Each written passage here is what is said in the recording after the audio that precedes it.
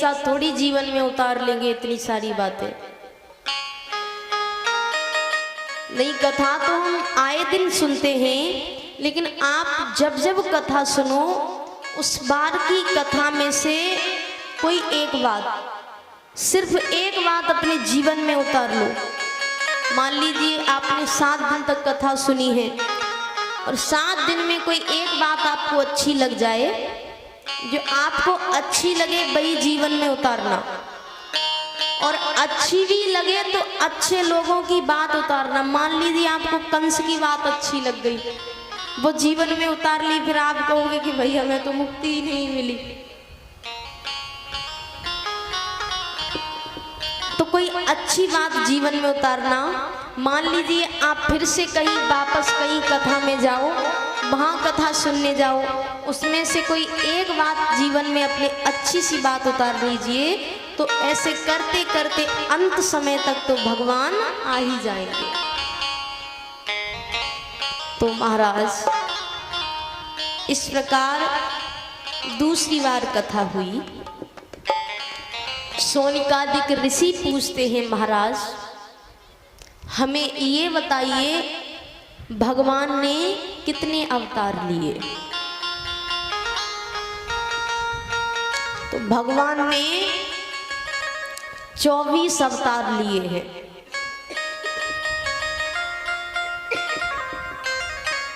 भगवान ने कुल 24 अवतार लिए। 2 अवतारों के बारे में ज्यादा विस्तार में नहीं बताया गया है। वो कौन से अवतार हैं? हर्षा अवतार और हैग्रीव अवतार। हंसा अवतार में भगवान ब्रह्मा जी को पहली बार भागवत जी का ज्ञान करवाते हैं। उस भागवत को कहते हैं चतुर्श्लोकी भागवत, यानी सिर्फ 4 श्लोकों में भगवान ने पूरी भागवत सुना दी थी ब्रह्मा जी को, सिर्फ 4 श्लोकों में। तो ये भागवत जी पहली बार हुई थी, ये भगवान ने उसके लिए हंसा अवतार लिया था। दूसरा अवतार है हैग्रीव अवतार। हैग्रीव नामक एक दैत्य थे, सर घोड़े का और शरीर मनुष्य का। उन्होंने कठोर तपस्या की थी। ब्रह्मा जी प्रश्न होते हैं, प्रश्न होकर पूछते हैं क्या चाहिए वरदान में? बोले मुझे वरदान दीजिए कि मुझ जैसा कोई हैग्रीव मनुष्य नहीं। और उसे पता था कि उस जैसा कोई है ही नहीं इस पूरी दुनिया में। ब्रह्मा जी ने कह दिया तथास्तु। अब वो गलत कार्य करने लगा, अन्याय करने लगा, पाप करने लगा। तब उसका उद्धार करने के लिए भगवान को हैग्रीव अवतार लेना पड़ा। तो ये 2 अवतार हैं जिनके बारे में ज्यादा विस्तार में नहीं बताया गया। अब चलते हैं उन 22 अवतारों के पास में, जो विस्तार में श्रीमद् भागवत कथा में बताए गए हैं। पहला अवतार भगवान ने शनिकादिक ऋषियों के रूप में लिया। कल मैंने बताया था आपको कि ब्रह्मा जी के 4 मानस पुत्र सनक, सनंदन, संत कुमार और सनातन, ये एक साथ कहलाए जाते हैं शनिकादिक ऋषि। ये भगवान का पहला अवतार है। दूसरा अवतार भगवान लेते हैं 12 अवतार। 12 अवतार में भगवान पृथ्वी को समुद्र तट से ऊपर लेकर के आते हैं। तीसरा अवतार है भगवान का नारद जी के रूप में। नारद जी भी भगवान का ही अवतार है। देखिए ऐसा कहा जाता है कि भगवान के 2-3 ही अवतार ऐसे हैं जो भगवान पूर्ण रूप से आए थे, वरना भगवान का सिर्फ अंश ही है। 2 खास करके अवतार हैं जिसमें भगवान पूरी तरीके से नीचे आ गए थे। वो कौन से अवतार हैं? राम जी और कृष्ण जी। ये भगवान के पूर्ण रूप से अवतार हैं, बाकी में सब में भगवान का अंश है। तो तीसरा अवतार नारद जी के रूप में चौथा अवतार नर नारायण के रूप में, पांचवा अवतार आपको मैं विस्तार में बताती हूँ।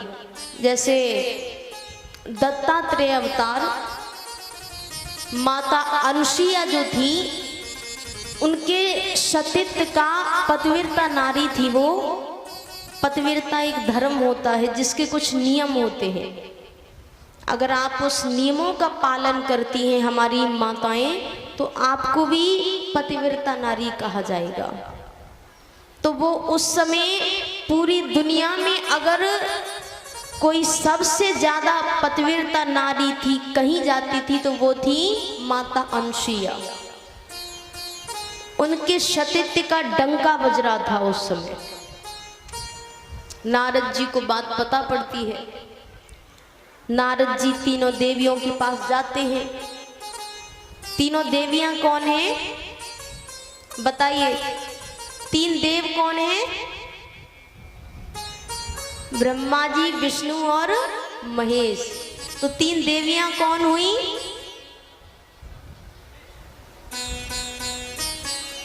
थोड़ा जोर से बोलिए। ब्रह्माणी, लक्ष्मी माता और पार्वती माता। तीन देव की तीन देवियां। तो तीनों देवियों के पास जाते हैं और जाकर के माता अनुसुईया की बहुत प्रशंसा करते, भयंकर। देवियों ने कहा अच्छी बात है, पर हमसे ज्यादा पतिव्रता नारी। नारद जी ने कहा अभी तो आपसे ज्यादा पतिव्रता है, भविष्य का पता नहीं। देवियों को बात अच्छी नहीं लगी। तीनों देव घर पहुंचते हैं। देवियों ने कहा जाइए और माता अनुसुईया के सतीत्व को भंग कर करके आइए।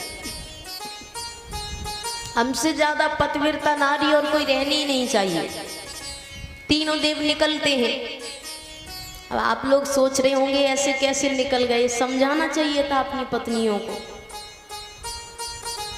लेकिन कुछ चीजें बोलने से उतनी समझ नहीं आती जितना करके दिखाने से समझ आती है। अब मान लीजिए कोई व्यक्ति आपसे झगड़ रहा है,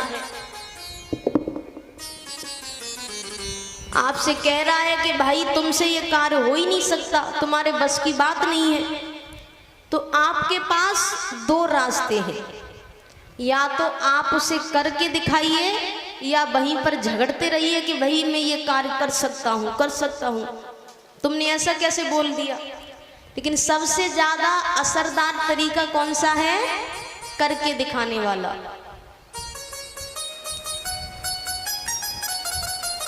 जब आप उसे करके दिखाओगे तो उसको अर्थ अपने आप मिल जाएगा, उसका जवाब अपने आप मिल जाएगा। तो भगवान ने सोचा कि ये यहाँ पर खड़े रहने से कोई कुछ नहीं होने वाला। तीनों देव निकलते हैं, माता अनुसुईया के घर पहुंचते हैं।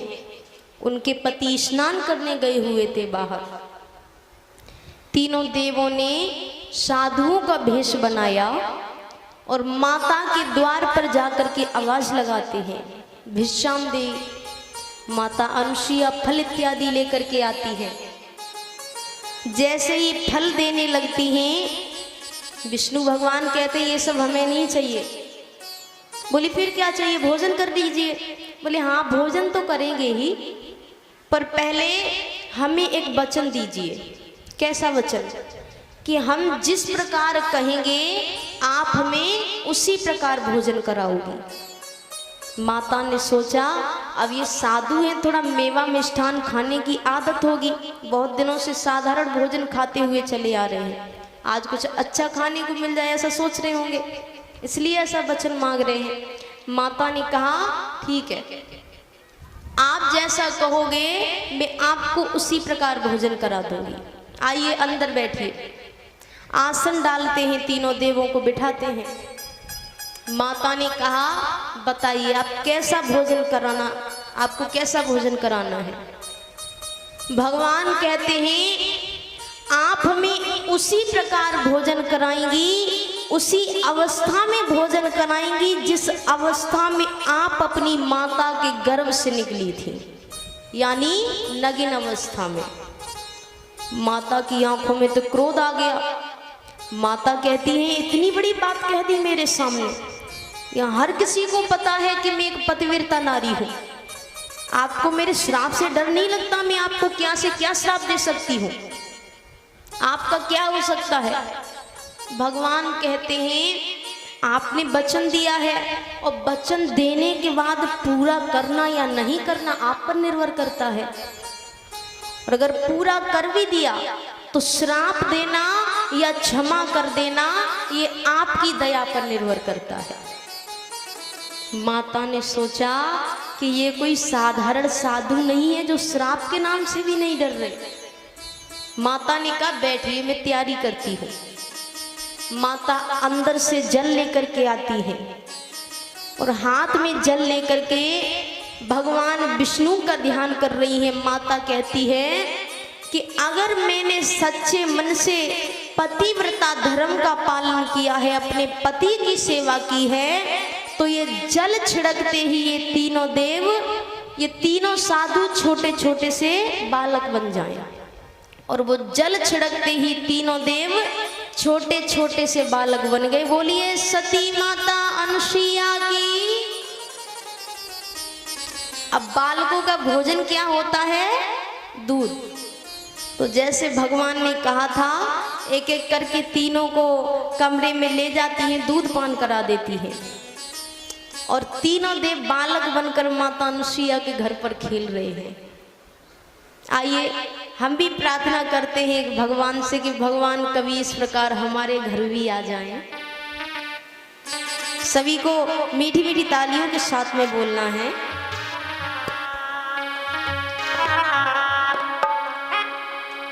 अरे माता अनुसुईया जी ने डाल दिया पालना,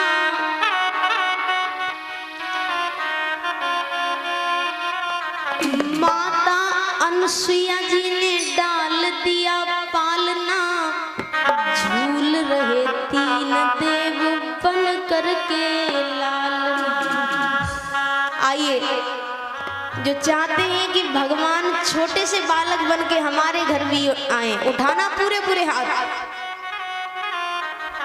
एकदम लंबे लंबे हाथ उठा करके और तालियों के साथ सभी को बोलना है। अरे माँ